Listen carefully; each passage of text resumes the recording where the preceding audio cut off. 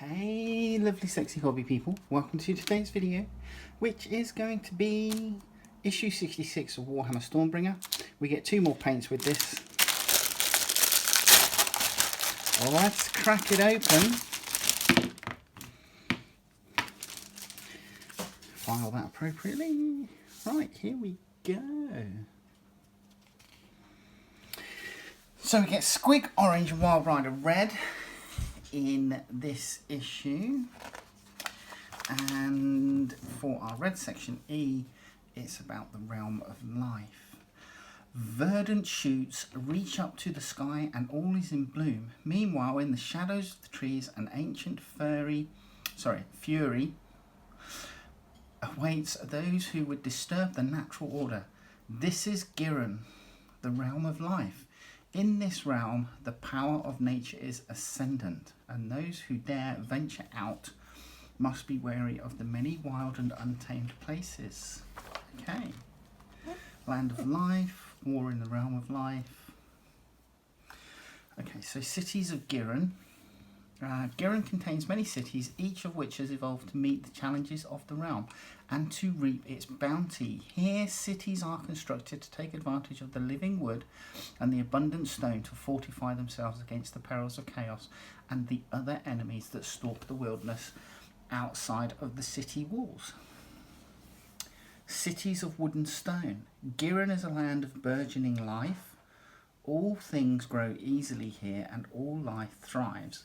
This is both a blessing and a curse to those who would establish a city. It is near impossible to clear enough verdant jungle to found a city without the streets being immediately overrun with trees and vines as nature reclaims the land. While producing enough food to feed the city is no problem, other life of a more dangerous kind also thrives, and the great predators of nature do not easily give quarter. Grey Water Fastness, Living City, Hammer Howl, Gira. So, Champions of Giran. D6 rolling chart for, or a D3 rolling chart for Hero Origins. D3 rolling chart for Unit Origins, and D3 rolling chart for Creature Origins. Your battlefield in Akshi. No 2 corners of the realm of fire are alike, nor are any free from the ravages of war. The forces of order and destruction can be found struggling for supremacy all across Akshi. With these tables, you'll find out where in Akshi your armies are fighting and what they are fighting for. So D3, D6 rolling chart here for region traits, and then D6 rolling chart here for region location. Then you have stuff for the Iron Jaws collection, which we are moving into. So the last sort of like, what are we, this is 66, the last sort of like 15 issues, which includes this one. We're going to get more Iron Jaws. We haven't had any yet, apart from the premium number 2 kit, which saw an Iron Jaws boss on that big mud dragon thing. So we get D6 rolling grid for Iron Jaws names. Same again for hero titles and unit names. Then we've got our how to use the Squig Orange and Wild Rider.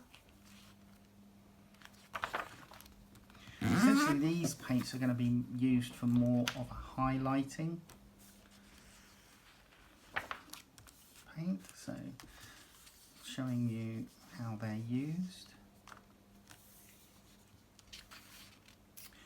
Right, Destruction Tactics number 10, Molog's Mob. So pros, companions, ranged attack, and then cons are low model count, which is true because it's only a small unit,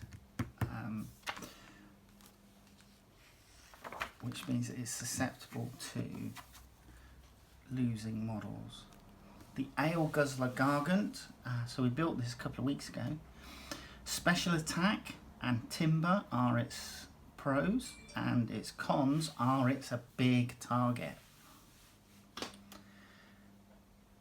And then you have battle plan number 6, Flame and Fury, Fire in the Hole. So let's have a look at this, shall we? The forces of order have been investigating a huge crevasse that has opened up. Hoping to learn more about the realm and plunder any materials available to them, a detachment has been sent to check out the phenomenon. The mages have just discovered a site of magic when the force is set upon by the Destruction Army. If they win, the forces of order will recover the magic. If they lose, they will have to retake the area from the Destruction Horde. Your army list in this instance is going to be 3 heroes and 5 troops choices. It's the same for the Alliance of Destruction, 3 heroes, 5 troops choices. And the Alliance of Destruction is following the normally dubious advice of an addled shaman. The force of destruction has tracked down the Order army just as the Order wizards were about to investigate a concentration of magic. The force sets about the Order with glee. If they win, the lads will be kept happy and the Order army will be driven off. If they lose, then resentment will build in the army, causing infighting and threatening to break up the force. So again, we've got all 4 of our battle mats in the quad thing, but down the centre, the long ways centre line, you're going to place 4 objective markers. And then we have our Ian and Eve playthrough. Excuse me. Right, Stormcast Vanquishers. I've not had these yet. And then we have our Uruk Mega Boss for the Iron Jaws in 68. So that's our first standard subscription Iron Jaws mini. Let's have a look at the Wild Rider Red and Squig Orange. So I tend to use these. I don't think I've got a Squig Orange actually. I don't think I've got a Squig Orange. I do use Wild Rider Red as a highlighting colour mostly.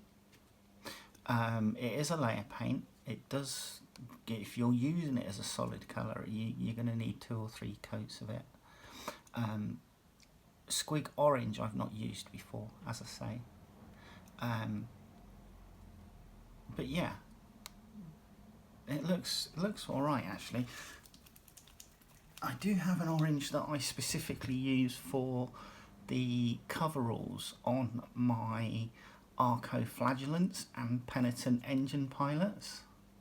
I can't remember which one that is. It's quite a bright orange.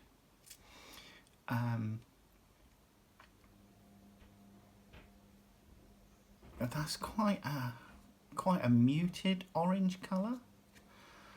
It's kind of like it's an orange but mixed in with like an ivory sort of thing to describe it. If you look at both the pots underneath, that's what they look like. But there you go. I don't know if this is the last paint issue. I mean, we've only got after this one we've got what, 14 issues left. I think I worked it out as 2 more deliveries of 4 or 3 more deliveries of 4 and 1 of 2. I've got up to issue 70, so that's basically going to mean for me I've got 2 more deliveries of 4 and then 1 of 2. We haven't had any information about it being extended by 10 issues. But there you go. That was that issue. Hope you enjoyed that and I hope you join me in the next video. Alright, take care. Bye bye.